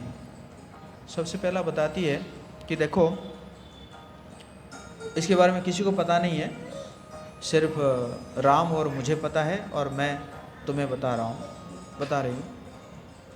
तो एक दिन हम लोग जो है दंडक वन में हम दोनों स्नान किए, और स्नान करने के बाद तो स्नान करके हम थके हुए थे, तो धूप में आके एक समय में क्या हुआ कि मैं जो हूँ राम की गोदी में मैं सो गई। मैं सो गई नहीं, पहले राम मेरे गोद में सो गए। तो राम मेरे गोद में सो गए और मुझे भी थोड़ी मतलब थोड़ी सी हल्का नींद आई, तो मैं भी थोड़ा सा जो है सो रही थी। तो इसी समय एक कौवा आता है और वो कौवा आके क्या करता है कि मुझे मतलब चोंच मारता है, इधर उधर ऐसे चोंच मारता है। तो मैं परेशान हो गई। तो मैं उसको जो है एक मिट्टी का वो जो है मैं फेंकी, लेकिन वो बार बार जो है हट कर रहा था।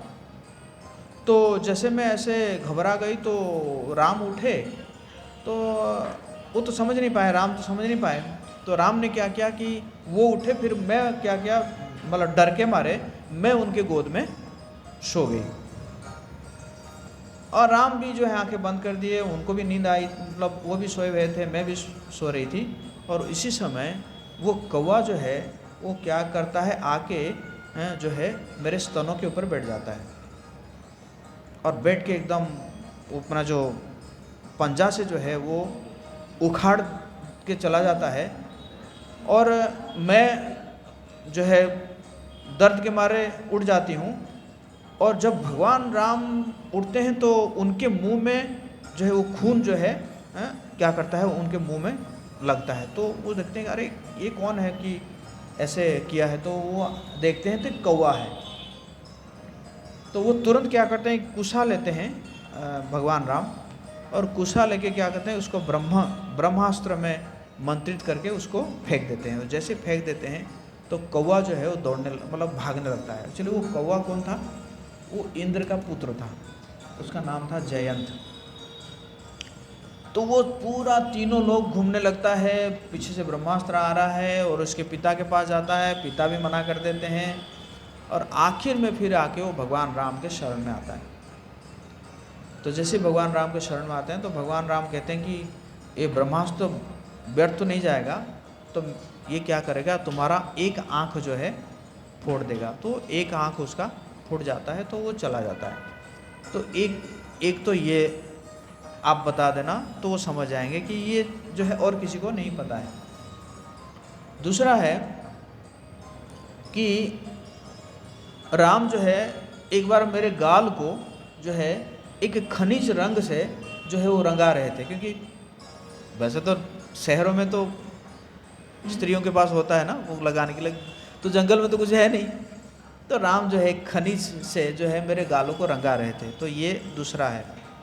और तीसरा फिर हनुमान जी कहते हैं कि कुछ तो दीजिए आप, मतलब आपके पास कुछ है तो दीजिए। तो फिर उन्होंने जो है एक माथे का जो क्या बोलते हैं उसको, यहाँ पे लगाते हैं यहाँ पे जो होता है ना सिंथी में जो लगाते हैं जो है ना, तो वो माथा का मणि समझ लीजिए जो भी है। तो वो जो है देती है, बेटी इसको अगर आप देंगे तो राम को याद आ जाएगा, क्योंकि ये मेरे पिता और उनके पिता के सामने मेरी माता ने मुझे भेंट दी थी। तो इसको देखते ही उनको उनके पिता का भी याद आएगा, मेरे पिता को का भी याद आएगा। और वो जो मणि है वो मणि भी जो है वो इंद्रदेव जो है दिए थे किनको, जनक को उपहार के रूप में दिए थे। तो ये तीन चीज देते हैं। लेकिन सीता माता जो है उतना प्रसन्न है मतलब हनुमान जी आने से, वो चाहती है कि पता नहीं ये तो हनुमान जी चले जाएंगे, अब पता नहीं राम लक्ष्मण कैसे आएंगे। चलो ठीक है, ये तो बंदर तो छलांग लगा के आ गया, बट वो दोनों कैसे आएंगे, पता नहीं वो आएंगे नहीं आएंगे। तो वो चाहती है कि हनुमान तुम एक आध दिन और रुक जाओ ना ऐसे सीता माता कहती है कि एक आध दिन और रुक जाओ। तो हनुमान जी कहते हैं आप चिंता मत करिए, मैं तो एक छोटा सा बानर हूँ। सुग्रीव की जो सेना है ना उसमें ऐसे कई लाख बानर है ना, तो वो सब आ जाएंगे। और आप चिंता कर रहे हो राम लक्ष्मण, तो राम लक्ष्मण हमारे पीठ में बैठ के आ जाएंगे, तो आप चिंता मत करो, हम आ जाएंगे। तो फिर माता कहती है ठीक है। अब जो है हनुमान जी विदाई लेते हैं, और विदाई लेने के बाद सोचते हैं कि देखा जाए शत्रु कैसा है, थोड़ा देखना चाहिए ना, शत्रु का थोड़ा शक्ति भी देखना चाहिए। तो जाके क्या करते हैं कि कुछ जो है अशोक वाटिका में कुछ जो है पेड़ वेड़ उखाड़ के फेंकते हैं, पेड़ वगैरह उखाड़ देते हैं। और जैसे पेड़ वगैरह उखाड़ते हैं तो क्या होता है कि वहाँ पे जो पहरेदार है सब आ जाते हैं, तो आते हैं तो फिर उनको मारते हैं, उठा उठा के पटक के मारते हैं। तो जब ऐसे पटक के मारने लगे तो फिर जाके खबर पहुंच जाता है, रावण के पास पहुंच जाता है कि कोई एक अद्भुत वानर आया है, बड़ा एकदम विशाल रूप है उसका, और एकदम बहुत नष्ट कर रहा है। मतलब बस सीता जहाँ पे रुकी हुई है उस जगह को छोड़कर और बाकी जो बगीचा में उसने तहस नहस मचा दिया है। कुछ राक्षसी आके सीता को पूछने लगे, ये वानर कौन है, तेरे साथ कुछ बात हो रही थी, कौन है? तो सीता मना, नहीं मैं नहीं जानती हूँ मैं नहीं जानती हूँ कौन है। तो जाके बोले कि ऐसा है, पहले वो तो सीता के साथ बात कर रहा था और उसके बाद एकदम इतना बड़ा रूप लेकर एकदम वो इतना तहस नहस कर रहा है। तो जब वहाँ पे पहुँचे रावण के पास, तो रावण जो है वो क्या करता है, किंकर, एक 80,000 राक्षसों का एक किंकर है, मतलब वो राक्षस, मतलब उस राक्षस में भी एक जाति था किंकर करके, 80,000 राक्षस थे।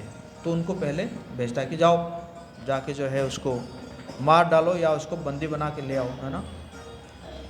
तो वो आते हैं और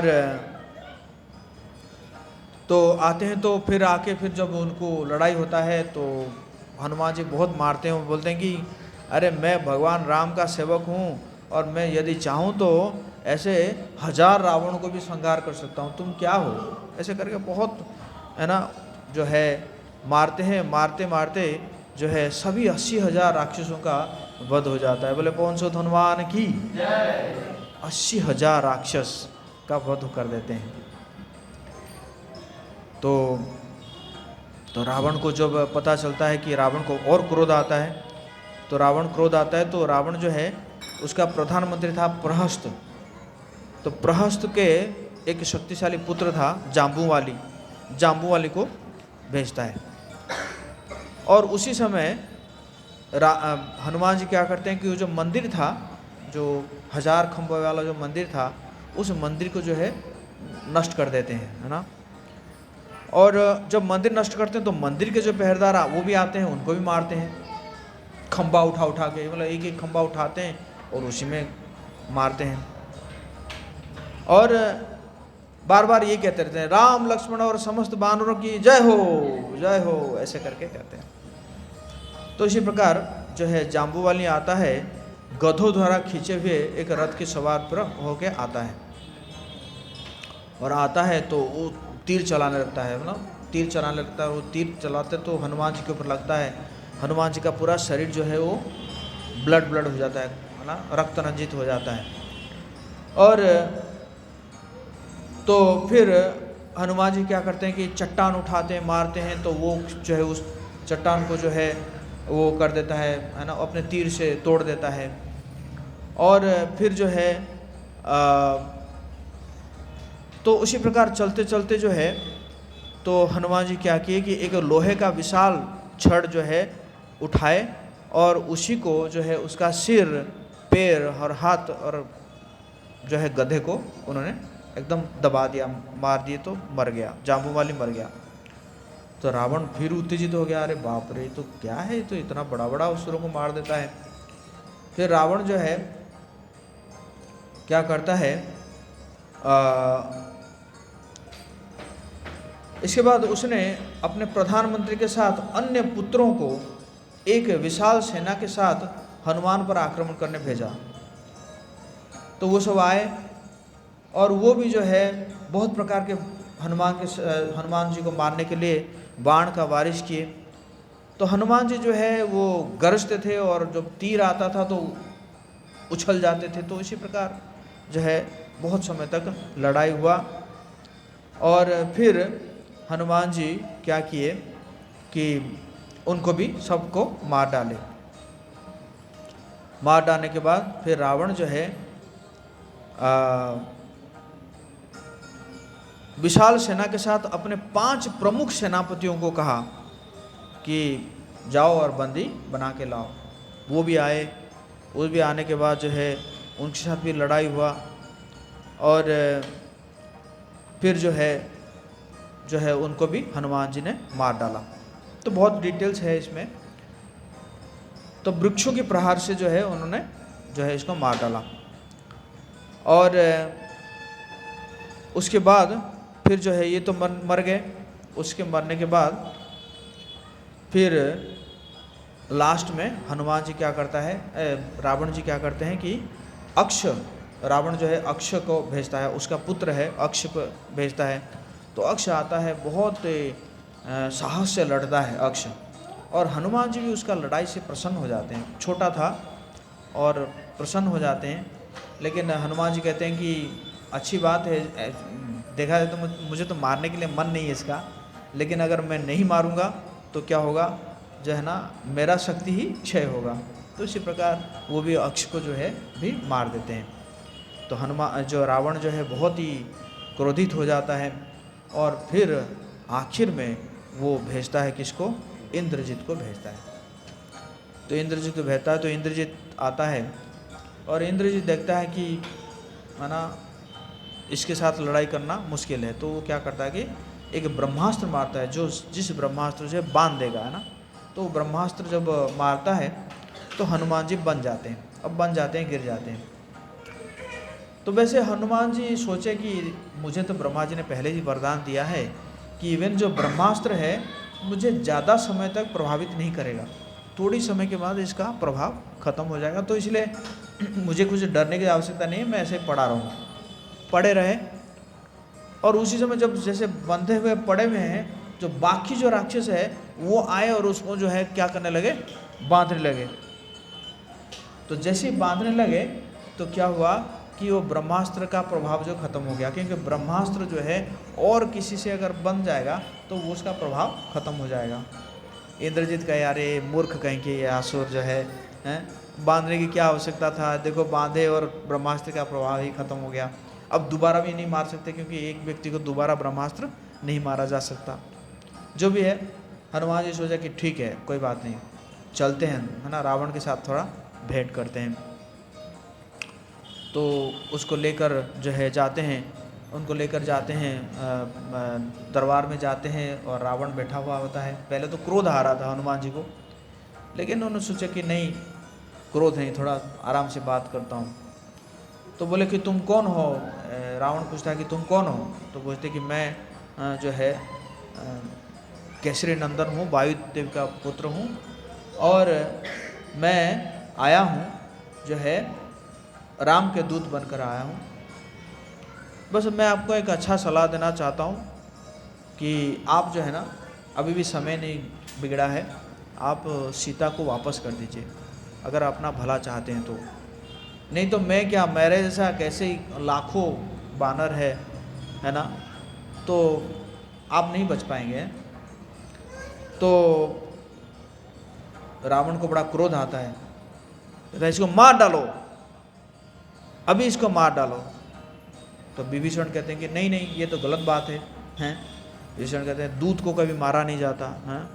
दूत को आप कुछ नुकसान पहुंचा सकते हैं, लेकिन उसको मार नहीं सकते हैं। कहीं पे भी ऐसा नहीं लिखा हुआ है जो है दूत को मारा जाए। तो फिर रावण कहता है कि ठीक है, इसका बानर का जो पूंछ जो है वो बड़ा उनका प्रिय होता है, अपना बहुत प्रिय होता है। एक काम करो, उसके पूंछ में आग लगा दो। तो फिर सभी असुर लग जाते हैं एकदम, पूंछ में जो है कपड़ा बांध के, तेल वेल डाल के, तेल वेल लगा के जो है फिर आग लगा देते हैं। और ये बात जब सीता माता के पास पहुंचता है, सीता माता को जाके कोई कहता है कि ऐसा है, जो बानर था उसके बानर के पूंछ में जो है क्या हुआ है, आग लगा दिया गया है। तो तुरंत सीता माता प्रार्थना करती है अग्निदेव को कि ऐसा है, हनुमान जी को थोड़ा सा भी आग का जो है ताप ना लगे। तो अग्निदेव क्या करते ना, पूरा एकदम ये पूरा ठंडा कर देते हैं। बोला आग जल रहा है, लेकिन हनुमान जी को क्या लग रहा है, ऐसा लग रहा है कि बर्फ कोई लगाया। तो हनुमान जी कहे ये आग लगाए कि बर्फ लगाए तो फिर वो समझ गए कि ये कुछ ना कुछ तो भगवान राम और सीता माता की कृपा है ना, इसी कारण हुआ है। तो फिर तो सब बांधे गए, तो जला एकदम आग जल रहा है। तो धीरे धीरे से हनुमान जी क्या किए, अपना रूप को विस्तार किए। जैसे ही रूप को विस्तार किए तो जो बंधन था वो बंधन सब फट गया। अब जो है अब शुरू कर दिए ना, वो शुरू कर दिए। पहले प्रहस्त के घर के ऊपर चले गए, घर के ऊपर जाके आग है ना सब लगाने लगे हैं, क्योंकि सब तो सोने और चांदी का था, तुरंत एक आग पकड़ लेता था, पकड़ के जो है मेल्ट होने लगता था सब एकदम, है ना। इसी प्रकार एकदम तहस नहस सब जगह में जला रहे हैं। सब कहे अरे क्या हो गया, अग्निदेव प्रकट होके पूरा जला देंगे क्या। इसी प्रकार एकदम सब जगह में तहस नहस होने लगा। और तो इसी प्रकार जब सब जगह में जलने लगा, रावण का भी महल सब एकदम जल रहा है ना। और एक छत से दूसरी छत, इसी प्रकार जो है सब जो है राक्षस जो है वो आतंकित है। कह रहे हैं कि क्या एक वानर के बेस में स्वयं अग्नि हमारी नगर को जलाकर राख कर रही है, या फिर यह स्वयं इंद्र ब्रह्मा या समय काल का मूर्त रूप है, अथवा हम सभी का संहार करने के लिए स्वयं भगवान विष्णु की असीमित शक्ति यहाँ पे जीव के रूप में आ गई है। इस प्रकार सोच रहे हैं। और इसी प्रकार करते करते सब एकदम जल रहा है। और उन्होंने फिर जो है कहे कि ठीक है अब तो सब जल गया, अब जो है मुझे वापस जाना चाहिए। तो समुद्र में गए और जाके अपना पूँछ को जो है वो करके फिर आग बुझा दिए। फिर सोचने लगे अरे मैं तो सब तो जला दिया, तो इसमें सीता भी तो जल गई होगी। फिर अपने को बड़ा कोसने लगे कि देखो ये क्रोध है ना, ये क्रोध जो है कितना बड़ा शत्रु है। अगर ये क्रोध को नियंत्रित नहीं किया जाए तो कितना कितना हानि कर देता है। अगर सीता जल गई होगी तो इसका मतलब मैं अपने स्वामी का हंता हो गया है ना। इसका मतलब सीता अगर जल गई होगी तो राम तो नहीं बचेंगे, राम तो जो है प्राण त्याग कर देंगे। तो बहुत ही अपने आप को कोसने लगे कुछ समय तक। फिर सोचे अरे मतलब जिनको मतलब जो स्वयं रक्षा कर सकती है, इतने मतलब यहाँ तक आने के बाद भी कोई उनको नुकसान नहीं हुआ है, तो ये अग्नि क्या कर सकता है उनका। फिर कंफर्म होने के लिए फिर जाते हैं, अशोक वाटिका में जाते हैं और जाके जो है जाके देखते हैं कि सीता माता जो है सुरक्षित है। तो बड़ा उनको होता है। फिर आखिर में कहते हैं कि मैं जा रहा हूँ। तो हनुमान सीता माता कहते हैं कि ठीक है आप बताना जल्दी आने के लिए, बहुत जल्दी आने के लिए, क्योंकि आप जानते हैं और मैं ज़्यादा दिन और नहीं रह सकती है, मैं किसी भी क्षण प्राण त्याग कर सकती हूँ। तो यही बताना कि जितना जल्दी हो सके राम यहाँ पे आए। तो हनुमान जी कहते कोई बात नहीं। फिर जो है वो एक पहाड़ के ऊपर चढ़ते हैं, अरिष्ट पर्वत के शिखर पर चढ़ते हैं और चढ़ के फिर वही उसी प्रकार का छलांग लगाते हैं। और जब छलांग लगाते हैं उसी प्रकार अरिष्ट पर्वत का जो ऊपर का पोर्शन था वो भी भुर होकर गिर जाता है, फिर है ना वो भी दब जाता है। और फिर छलांग लगा के आते हैं तो बीच में मैनाक पर्वत आता है। तो मैनाक पर्वत को ऐसे छू के फिर आ जाते हैं और आके महेंद्र पर्वत में फिर आके लैंड करते हैं। जैसे ही महेंद्र पर्वत पर लैंड करते हैं नीचे से बानर देख रहे हैं, वाह अरे आ गए, इसका मतलब क्या है सफल हो गए। तो अपन नाचने लगे, नाचते हैं कूदते हैं, है ना। आप बंदर देखे होंगे ना, जैसे है ना जैसे खुशी से ऐसे नाच रहे हैं कूद रहे हैं, है ना। तो फिर वहीं से महेंद्र पर्वत के ऊपर से जो है हनुमान जी कहने लगे मैं सफल हुआ हूँ, मैं सीता माता का ठाप करके आया हूँ। तो वाह पार्टी तो उतरते हैं और उतरने के बाद जो है कहते हैं कि बताओ सब एकदम घेर जाते हैं, हनुमान जी को सब घेर जाते हैं, बताओ क्या हुआ, बताओ। तो हनुमान जी सब कहते हैं कि ऐसा ऐसा हुआ है, ऐसा ऐसा हुआ है, कहते कि ऐसे में गया, ऐसे प्रकार हुआ, सब कुछ है। अंगद कहते हैं कि वापस क्यों जाए, यहीं से फिर दोबारा चलते हैं। दोबारा जाते हैं, लंका को, रावण को मार के सीता को लेके सीधा पहुंच जाएगा राम के पास, क्या जरूरत है जाके फिर बताएं। यहीं से चलते हैं ना। तो कुछ लोग ना हाँ हाँ ठीक, खबर देने की आवश्यकता है, यहीं से जाते हैं और रावण को मार के एकदम सीता को लेकर पहुंच जाते हैं सीधा सीधा, देखो हम सीता को लेकर आ गए। तो जामवान कहते हैं कि नहीं नहीं, ये बुद्धिमत्ता नहीं है, आपको सिर्फ यही बोला गया है कि सीता को ठाव करके आना है, वो इतना बोला गया है, उतना ही करना है। अच्छा ठीक है। तो फिर जो है वहाँ से वापस आते हैं एकदम, अब तो हुआ तो क्या है ना, एकदम खुशी खुशी है, एकदम नाच नाच के उछल कूद के एकदम तोड़ फोड़ करके आ रहे हैं। और करते करते जो है एक वन में पहुँचे जो कि सुग्री का वन था, बहुत सुंदर वन था। आप जाएंगे ना वहाँ पे जो है दंडक वन में, तो वहाँ पे है, हम लोग गए थे, तो वो उसका नाम था मधुबन। और मधुबन जो है बहुत सुंदर वन था, और वहाँ पे बहुत मात्रा में फल फूल सुग्रीव का था, फल फूल शहद ये सब था। ये तो एकदम मस्ती में घुस गए और घुस के एकदम शहद खाने लगे, फल फूल तोड़ने लगे एकदम बगल में। और वहाँ के जो सब थे, जो है वहाँ का जो पहरेदार था, उसका नाम क्या भूल रहा हूँ मैं, तो वो कह रही ये क्या कर रहे हैं, ये क्या कर रहे हैं, उद्यान को उजाड़ क्यों रहे हैं आप लोग हैं।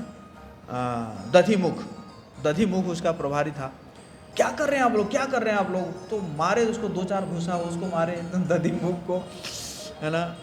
तो मतलब वो जब कुछ प्रोटेस्ट किया तो वो पिट गए बेचारे, जो जितने भी थे ना उस बगीचा में, वो पिट गए।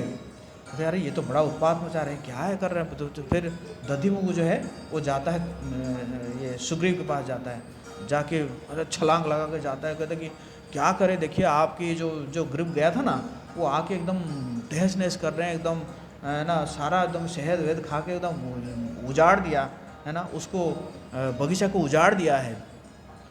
तो सुग्रीव ने कहा इसका मतलब क्या है, गुड न्यूज़ लेकर आए हैं। है ना, गुड न्यूज़ लेकर आ रहे हैं, तो उसके लिए चलेगा, आप चिंता मत करो, चलेगा। तो फिर कहते हैं कि बस इतना बोल दो कि हम बहुत बेसब्री से इंतज़ार कर रहे हैं ना, इतना बस बोल दो। हाँ, तो जाके दधिमुख आके कहता है कि क्षमा करे, और सुग्रीव चाहते हैं कि, सुग्रीव और राम जो चाहते हैं कि आप लोग जल्दी आए।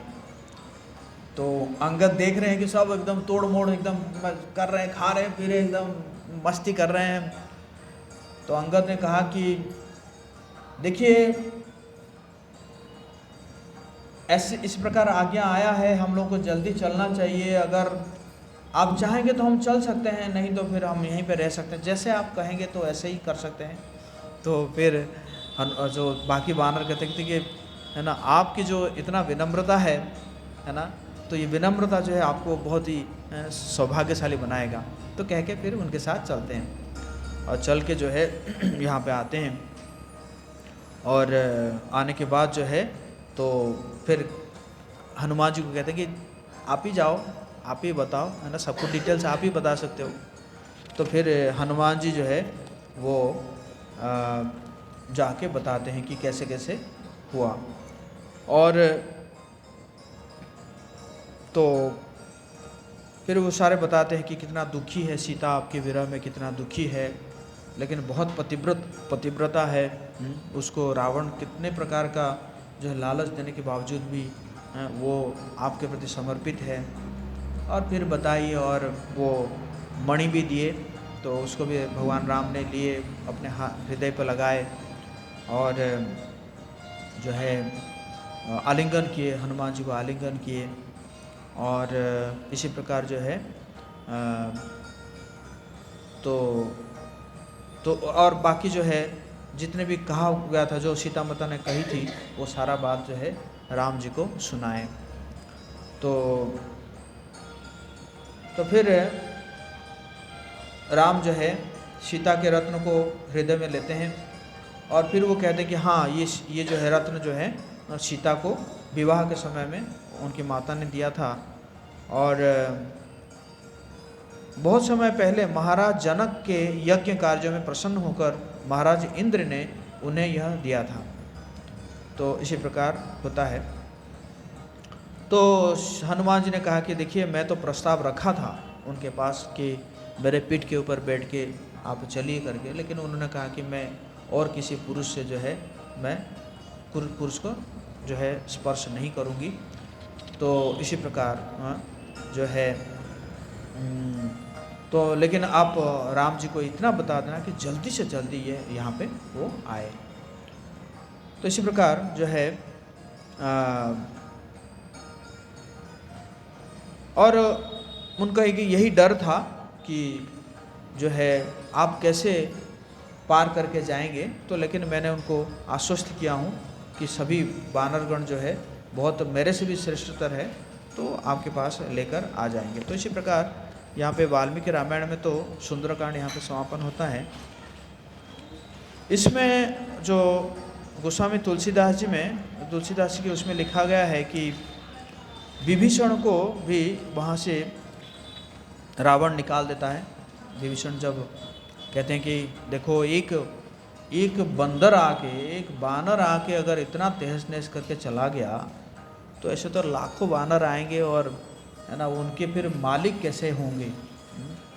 तो आप जरा सोचिए और वापस कर दीजिए। तो रावण जो है बहुत क्रोधित हो जाता है और क्रोध होके वो क्या करता है, जो है ये कहता है कि तुम भाग जाओ यहाँ से, तुम्हें यहाँ रहने की कोई आवश्यकता नहीं है, तुम यहाँ रहने लायक नहीं हो। तो विभीषण कहते हैं, सुनु दस कंठ कहऊँ पन ग्रोपी, विमुख राम त्रता नहीं कोपी।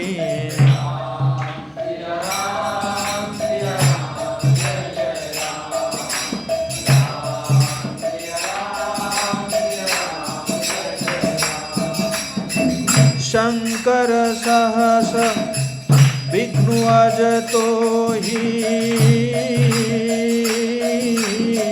सकहि न राखी राम कर द्रोही।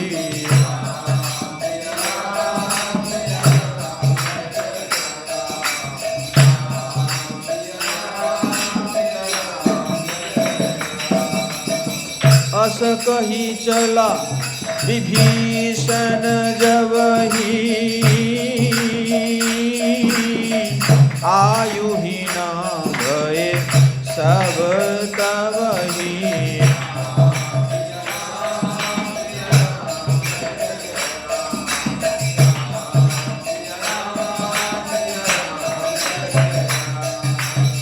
साधु अवज्ञा तुरत भवानी,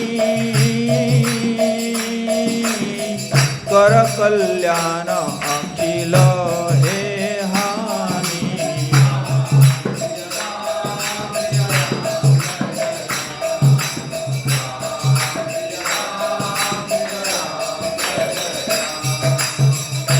ऐसा कहकर विभीषण जी जब चले, त्यों ही सब राक्षस आयुहीन हो गए। जैसे विभीषण लंका से चले तो राक्षस क्या हो गए, आयुहीन हो गए, उनका आयु कम हो गया ना। एक साधु थे कम से कम लंका में हैं, और वो साधु जब निकले तो क्या हुआ, आयुहीन हो गए। इसका मतलब उनकी मृत्यु जो है वो निश्चित हो गई। शिव जी कहते हैं, हे भवानी, साधु का अपमान तुरंत ही संपूर्ण कल्याण की नाश कर देता है। देखी हो जाई चरण जल जाता, अरुण मृदुल सेवक सुखदाता।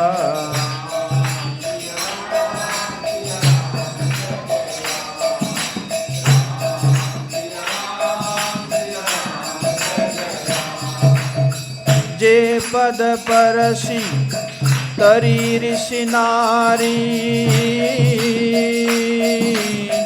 दंडक कानन पावनकारी।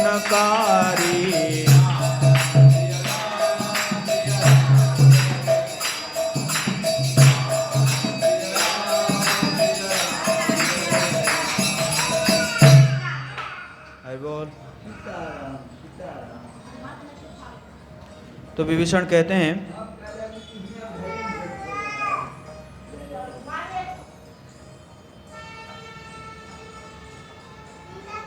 तो विभीषण सोच रहे हैं कि मैं जाकर भगवान के कोमल और ताल वर्ण के सुंदर चरण कमलों के दर्शन करूंगा, जो सेवकों को सुख देने वाला है। जिन चरणों का स्पर्श पाकर ऋषि पत्नी अहल्या तर गई और जो दंडक वन को पवित्र करने वाली है। जे पद जनक सुता उरलाए, कपट कुरंग संग धर धाये।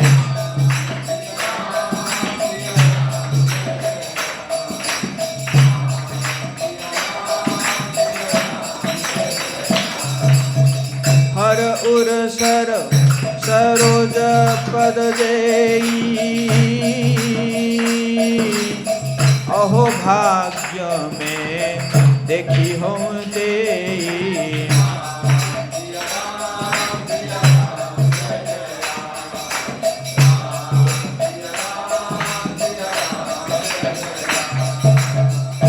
जिन चरणों को जानकी जी ने हृदय में धारण कर रखा है, जो कपट मृग के साथ पृथ्वी पर दौड़े थे और जो चरण कमल साक्षात शिव जी के हृदय रूपी सरोवर में विराजित है, मेरा अहोभाग्य है कि उन्हों की आज मैं देखूंगा। जिन चरणों की पादुकाओं में भरत जी ने अपना मन लगा रखा है, आहा, आज मैं उन्हीं चरणों को अभी जाकर इन्हीं नेत्रों से देखूंगा। तो उसके बाद फिर पहुंचते हैं। पहुंचने के बाद तो कि मैं आया हुआ हूँ, तो खबर पहुंचता है भगवान राम के पास। तो भगवान राम सबको पूछते हैं कि बताइए इसको रखा जाए कि नहीं रखा जाए, विभीषण आया है, रावण का भाई है। तो सब लोग मना करते हैं। सुग्रीव कहते हैं कि नहीं, शत्रु है, शत्रु पक्ष है। और सुग्रीव मना करते हैं, अंगद मना करते हैं, जाम्बान मना करते हैं, हनुमान जी चुप रहते हैं। तो सब लोग पूछते हैं कि सब लोग अपना मत दिए। उसके बाद भगवान को पूछते हैं कि आपका क्या मत है, आप तो बताइए। तो भगवान राम कहते हैं कि मैंने एक शपथ लिया है कि चाहे मेरा शत्रु क्यों ना हो, मतलब जो मुझे शत्रु भी मानता हो, और वो अगर आके मुझे कहता है कि हे राम मैं आपका ही हूँ, तो मैं उसको अपना लेता हूँ। बोले जय श्री राम। तो क्योंकि विभीषण ने यही कहा कि मैं आपका ही हूँ, तो इसलिए क्या करूँ, मेरा तो व्रत है मेरा। हाँ, तो सब चुप हो जाते हैं ना। तो अब विभीषण मिल रहे हैं, तो विभीषण कह रहे हैं, नाथ दशानन कर में भ्राता, निशिचर वंश जन्म सुरत्राता।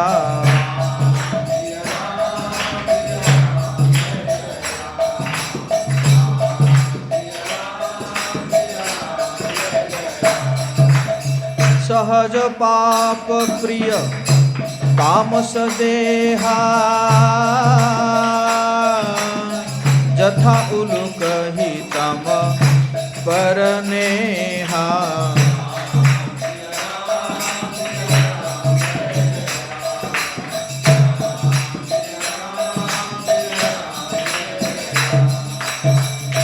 हे नाथ, मैं दशमुख रावण का भाई हूँ। हे देवताओं के रक्षक, मेरा जन्म राक्षस कुल में हुआ है। मेरा तामसी शरीर है, स्वभाव से ही मुझे पाप प्रिय है। जैसे उल्लू को अंधकार पर सहज स्नेह होता है।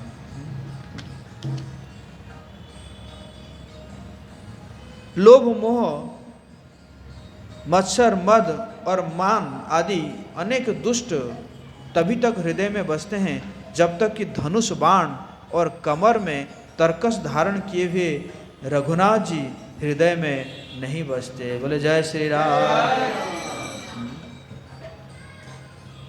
अब मैं कुशल मिटे भय भारे,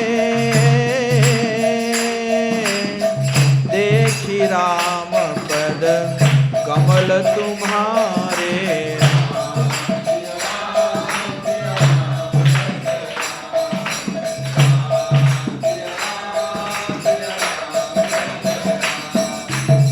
तुम कृपाल जा पर अनुकूला, ताहि न व्याप त्रिविध भवशूला।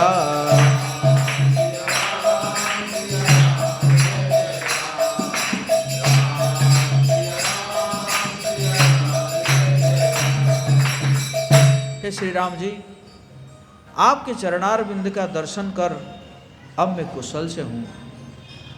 मेरे भारी भय मिट गए। हे कृपालु, आप जिस पर अनुकूल होते हैं उसे तीनों प्रकार के भवशूल, आध्यात्मिक, आधि दैविक और आधि भौतिक ताप नहीं व्यापते।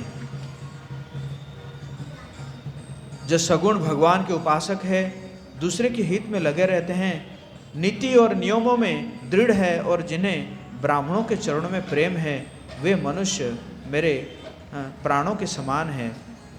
इस प्रकार भगवान राम कह रहे हैं।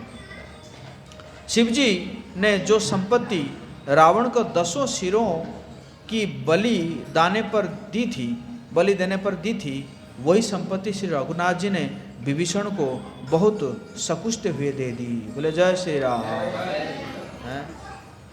है कि नहीं? लंका जो है, शिव जी एक्चुअली शिव जी रहते थे लंका में पहले। तो शिव जी को प्रसन्न करने के लिए रावण ने क्या किया? अब 10 सिर को काट दिया। तो शिव जी ने कहा ठीक है ले जाओ। वैसे मुझे क्या चाहिए, मैं तो पेड़ के नीचे भी रह सकता हूँ ना।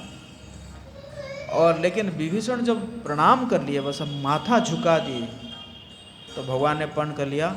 अब लंका का राजा कौन बनेगा? विभीषण बनेगा लंका। जय श्री राम।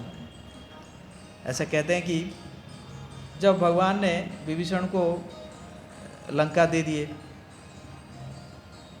तो किसी ने पूछा कि क्या होगा अगर रावण आके आपका शरण ले लिया? तो विभीषण शरण लिया, आपने उसको लंका दे दिया।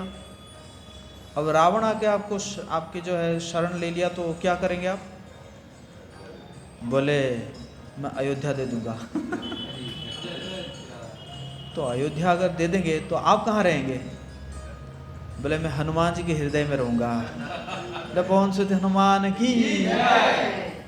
राम सिया राम जय जय राम। राम सिया राम,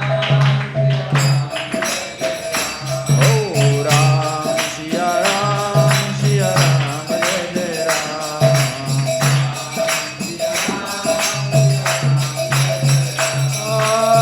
मंगल भवन अमंगलहारी,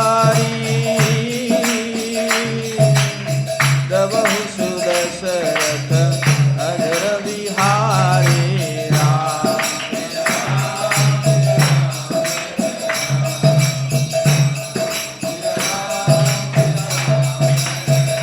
ओ राम सिया राम जय जय राम। जय जय राम। बोलो जय श्री राम। सीताराम लक्ष्मण हनुमान की, राम कथा महामहोत्सव की।